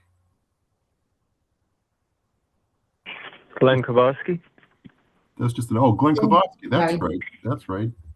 The exempt maintenance notification is just what it sounds like, exempt. It's just Okay. Mass Electric replacing some poles and some guy wires. It's exempt the activities if they're replacing existing, even in the wetlands, as long as they use best management practices. They did send us a map that I like more of a precise location plan from an aerial photo that I placed in the Dropbox. Okay. So Good. I just really wanted to put it on the agenda so you guys are aware that we received it. That's all. There's not much we can do about it other than be aware of it. Correct. Okay, going back in time here to 13 River Street, Glenn Kowalski. Thank you very much. If you're ready, Chairman. I'm ready, Glenn. One notification here. This is not a, this is still in process, right? We've not granted order of conditions yet, so this is still an NOI. That's correct, sir. So it does fall underneath our 6-month rule of in or out. We sent you information on that. There was some regulation or at least discussion in the wetland reg. Mr. Vignali had looked for the 6 months back a while ago and said he couldn't find it. And then maybe you voted it in since then. And the reason why we have found Jeff LeBeau out of Hancock, Sherman and Friedrich, who can do the structural. We did send you information on that. He did state a deadline when he could have this paperwork to you by your next meeting. It was actually in a couple of weeks. We are looking at out of a rockery is what the term is, that how you engineer stone walls. We've also talked to Kevin Burlingame, who did a 10-foot structural over on 12 and 20 in Auburn, and he is assisting with the review of the rockery. So that was the main problem, is the 10-foot high wall at the upper end of our retaining walls. The short wall, which we didn't have any problem with, 75 feet long, being 4 and under 4. It was, in fact, if need be, the client and I, we had decided that if we had a problem and we couldn't find a structural to do the tall wall, we would at least ask that the lower wall be permitted instead of us wasting your time. Clearly, that's a problem, and the ladies' money, the deans, in going nowhere with it. So if we had to withdraw and couldn't wait that one more month for the structural engineer to submit his documentation. This documentation was not easy to find. It's actually coming. It's a part of it's out of Colorado, but it's how to make stone walls by DOT standard. It's a government document, and that's what we found from Kevin. Yes, we shared it with you also. You have it. Glenda has that, and we also sent in again this request and discussion. Jeff LeBeau sent in his time frame and that he's on board. She signed the contract a week ago. We finally found that person. Good. And we are willing to, and we were hoping to move forward again under the state law. And I know it's not yours because you have your own bylaw. Yep. But there is, and you probably heard this before under 1050, it's 1005, and then there's a clause G. And again, you have your own, but this is what the state will say on it. Notice of intent shall expire where the applicant has failed to diligently pursue the issuance of a final order in proceedings under 310. And notice of intent shall be presumed to have expired 2 years after the date of filing, unless the applicant submits information showing that a good cause exists for the delay of the proceeding under that 310, and the applicant has continued to pursue project diligently in other forms in intervening periods. And that financial doesn't have anything to do with it. It goes on to. So we, amongst my 70-plus project, we have constantly been pursuing and working to find somebody. We've probably talked to 5 different engineering companies. Nobody was willing to, there's Johnson Engineering, everybody will do steel and building, but it's very hard to find stone structural. And we finally found one. Again, the contract's been signed. You have an email on that regard, and we were asking that that we be allowed to continue one more time. We also offered that if you thought if you deemed necessary, we would re-notify the abutters and place the ad in the paper if need be. Again, we just didn't want to lose the time and money. Of course, we could come back in with an NOI in a month, but we appear to be clearly a month away. Yeah, that's fair enough. I think you've got progress here, and it looks like we may be hitting the dirt, next month. So. Yes, sir. I'm good. Does anybody else have an issue with this from the commission? Justin, you're good. You're good, Sadie. Everybody's Dan, you're fine. Yep. Yeah. Okay. And Glenda, you're good. Thank you. Yes, we appreciate your time on this matter. We still have O'Bray in front of you for an update also. Yeah, could we? I didn't want to leave that and then just wait. So thank you. Thank you for letting me say that last sentence. Thank you. Can we, Glenn, can you stay to talk about 0 Saddle Hill? Yes, that's the O'Bray. The O'Bray farm. Just hang tight on that one. But yeah, hang on. Let's wait for our chair. Well, Glenn, the good news about this whole process is you now have found a rocket person or a rock person that you can put in your agenda there. Yeah, oh, yes. Yes, right? we have. Yes, sir. Okay. We got a COC for 6 Buena Vista Drive. We talked about this last month. We looked at it. It looks pretty good. You did a nice job out there. Any issues, Glenda, from your side? No, we have everything, certification statement, as-built plan. Yeah. Okay. So we need a motion to request a certificate of compliance for 6 Buena Vista Drive. So moved. Is there a second? Second. Second by Justin. Roll call. Dan Clark. Yes. Jess Dufresne.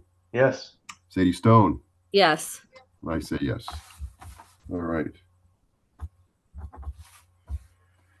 Violations. We've got a few to talk about. Well, Glenn's with us here. Which you're Glenn? You're at 15 Settlers, right? Or 0 No, Saddle I'm Hill? 0 Saddle Hill. It's Okay. the open field there on the old O'Bray farm. Yep. Tell us what's going on there. Thank you. Glenda and I walked the site last week, Wednesday. We looked at the open areas. We looked into the woodlands where he had chopped or hacked some vegetation down, speckled alder and such. He thought that he could connect 0 Saddle Hill to property he owns. He owns through a swamp area, a wetland area, a drained area by the original farmer, grandfather, great-grandfather, whoever it might have been, over to where he keeps his horses.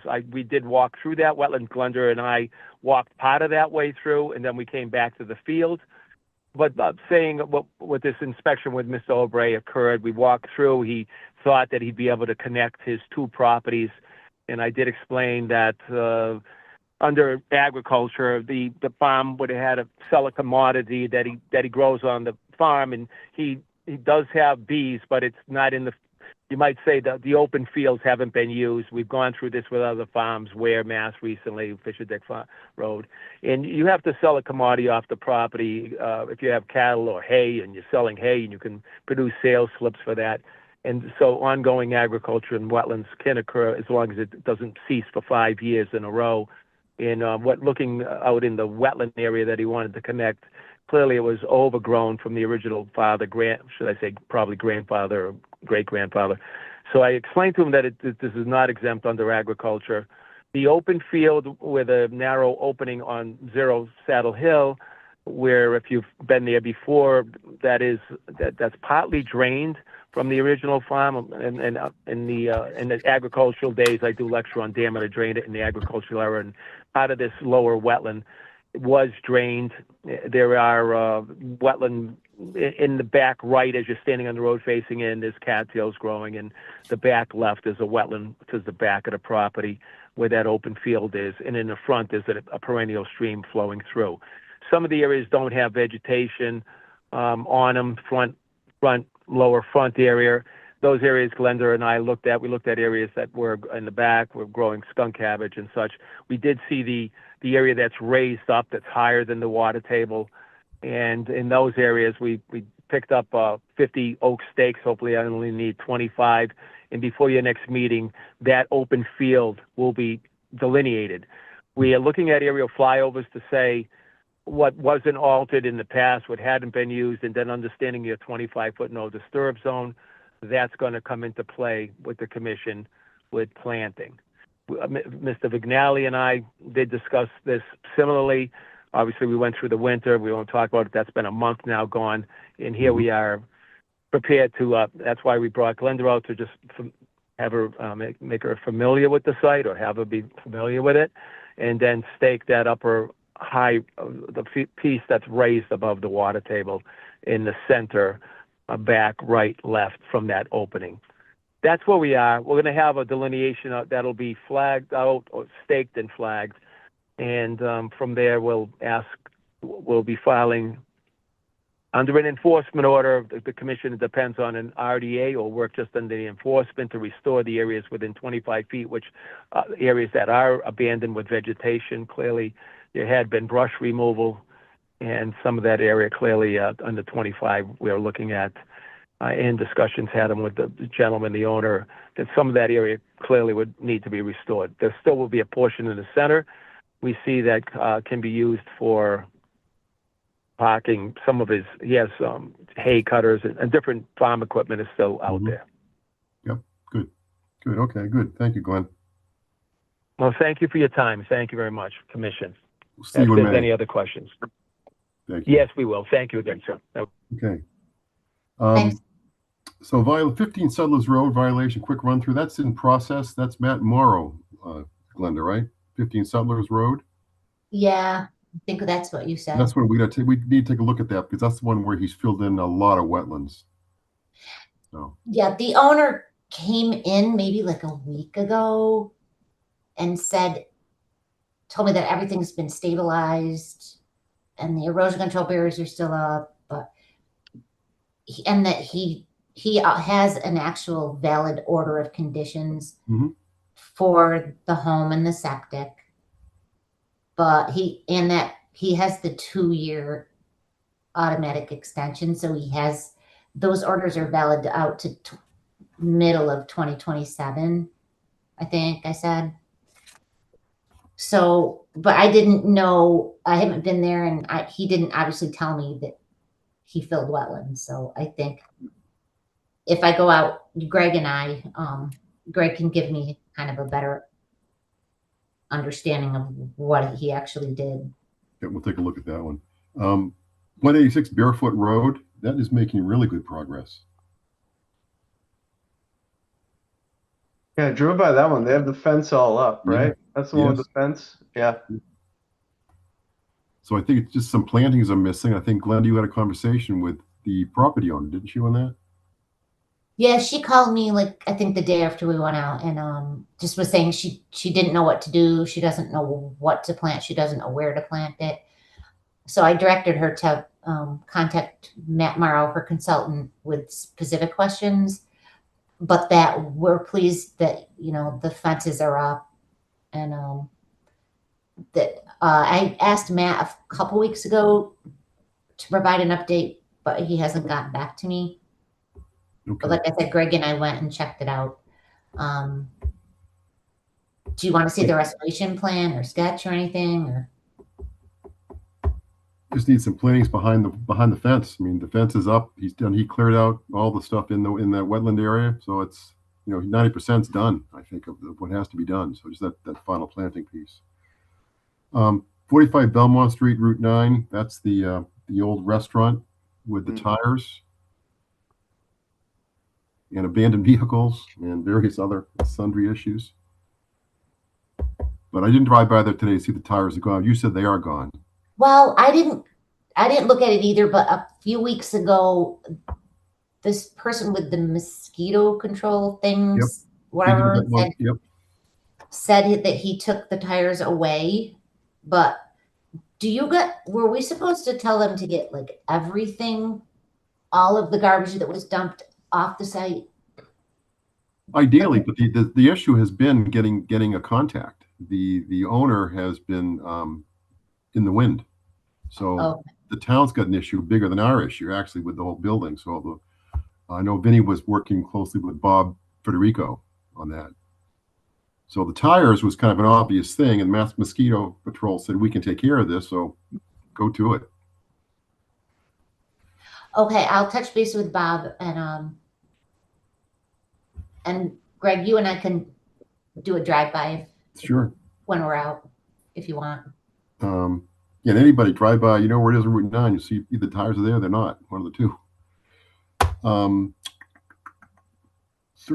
220 Hudson Street, that's just a letter. That was a violation letter. And I think they're close to being done too, Glenda, right? They just maybe have a few minor issues left. They've done the major stuff. They got rid of the chickens, the roosters, the stuff hanging over the Aspet River is gone. Yep. Okay. I just maybe a few pavers, but Greg and I went and knocked, but we had no answer. We didn't want to just like go all the way in their fenced area, so we'll go back. 35 Solemn Pond Road. This is the restaurant. Restaurant, right? Mm-hmm. So you've had conversation with them, the owners, Glenda, right? Are they moving forward? Well, Vinny, I think, had already made it clear that we're not going to let them keep the pea stone patios that they created. Let me try to share this photo. Because, so LEC, we were going to meet out there, but I completely spaced on the meeting, but he called me from the site and we talked, and I hope I told him right. I told him we wanted everything restored to pre-existing. Can you see this? Because Yes. this was all vegetated according to Vinny. So I told, I think his name is Richard Kirby with LEC. We want full restoration. You can see all the vegetation's brown from the herbicide. They cut so many shrubs. There's stumps everywhere. It's pretty a pretty bad violation. So I made it very clear to LEC that it has to be a robust planting plan and restoration with conditions to prevent future encroachment. Good. It seems like this was identified a while ago. Have they actually done anything yet? Not yet. They've engaged a engineering firm, LEC. Yeah.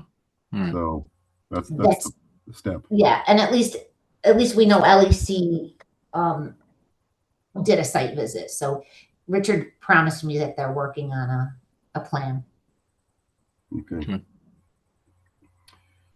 I've got 360 Cedar Hill also is one. We haven't talked about that one yet. Do you want to talk about that now or just let that run till next month?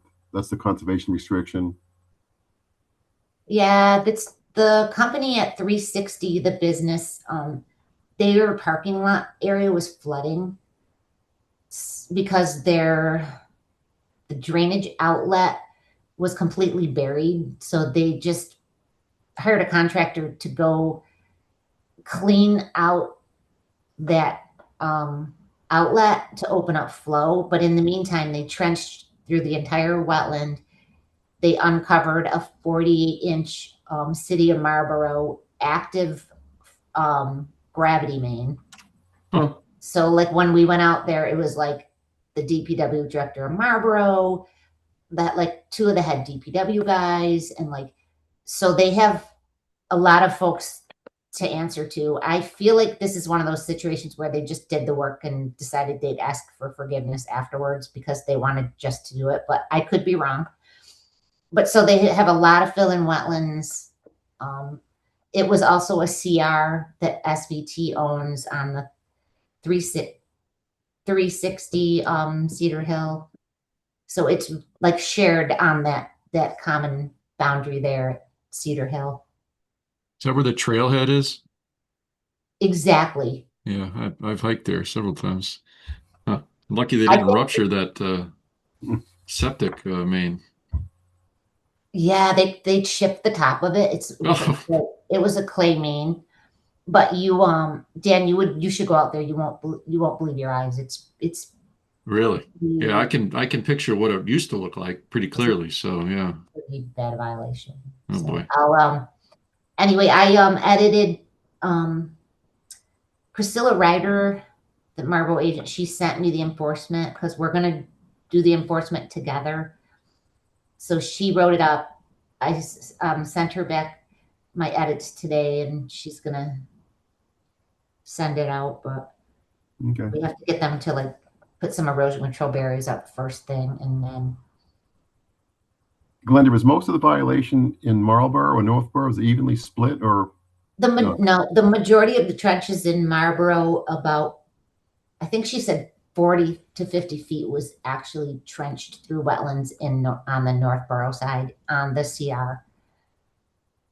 okay? She gave them a deadline, May 1st, I think, to submit a restoration plan. Okay.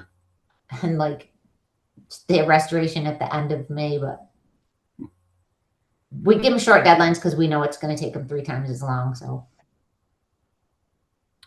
Okay, those are the violations. Other business, the stormwater management regulation, a revision to that.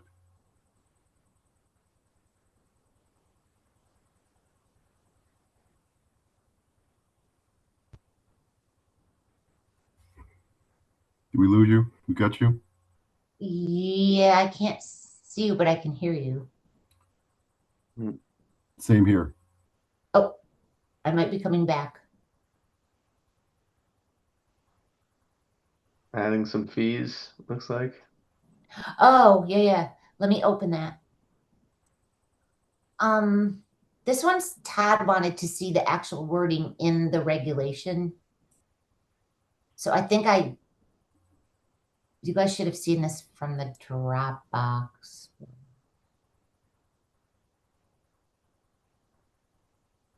So I added share screen, share. Section 6 fees, I Here we added. go. Got you. The red sentences there.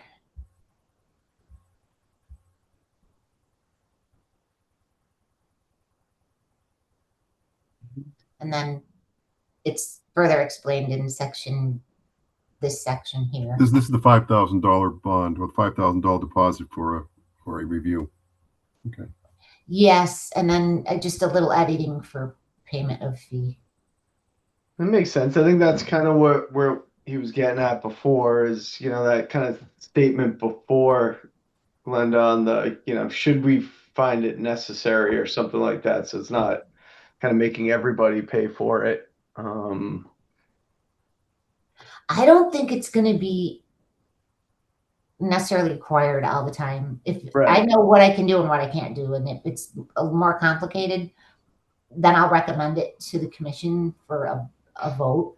But a lot of these sites, I'm meeting the engineers on site, and they're kind of going through the inspections with me. I'm asking a lot of questions, trying to learn. Sometimes it might be for land disturbance or stormwater management or something, and it's going through planning board or something too. So they're already into that. So, I feel like there's going to be so many of those, different types of projects. So, this gives it some discretion though, I think, anyways.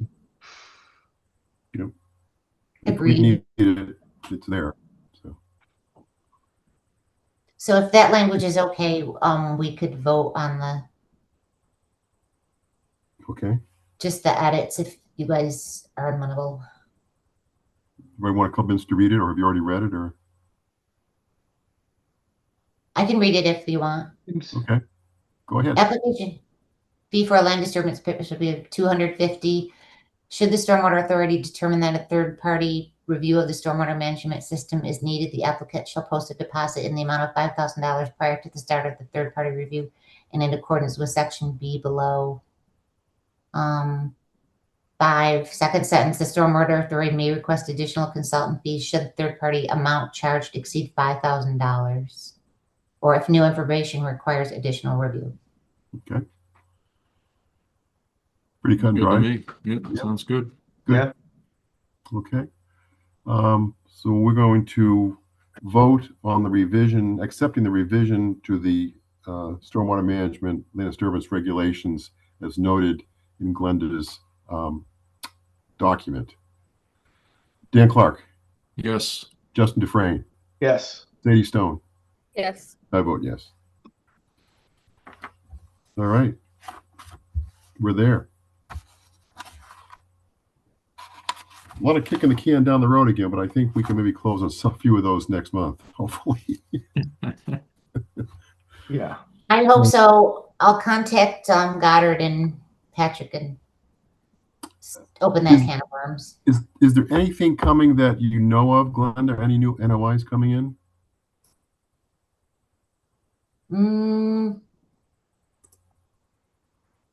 No, but I'm sure there's some coming. Okay. Not off the top of my head. Yep. Anybody else have anything going on in your neck of the woods? Any violations you've seen or? No. Nope. I mean, I was a little surprised on that Lyman one, though. I mean, I feel like a lot of times we see wetland flags, maybe a few feet off or something like that. But, especially since they even revised the line, to move it further out. And then it's, still finding it to be, 15, 18 feet off seems. It's crazy. Yeah. Then the major You don't usually see that. No, I don't know. That's a good point. Have you seen inconsistencies in Goddard's delineations? I just don't. I mean, normally in I don't know, in my normal day-to-day projects I do and things like that, I mean, we're usually moving lines a little bit here and there with reviews and stuff, but not usually that far. Because it's not even marginal soil. It's screaming hydric soil, from 6 to 12 inches, dark, heavy, silty clay loams with prominent orange oxidation, like probably 10 to 15% of redox. And it's not even questionable. And they flagged 15 feet below the silky dogwood, which silky dogwood's a facultative wetland plant, and that's a dominant shrub out there. And my delineation flagged pretty much right at the silky dogwood line, where all of the old perennial stems were on the ground for ragweed, solidago, and all those upland field species. So it's a distinct vegetation change. And I mean, I looked at the soils for a long time, so I hope we can come to an agreement, though. I'm not trying to stall their project or be unreasonable, but I just don't want to set a precedent on the first Goddard delineation I review. I think we want to get it right. If it's going to be locked in a notice of intent or something, you want to make sure that that's right. And it's just surprising that, that there was even one before that had the line that much further, away. Because, they keep showing the plan of what it was even before this delineation. And that delineation didn't even have that finger coming out. It looked like it was a whole lot further. So it's just surprising how much that keeps moving.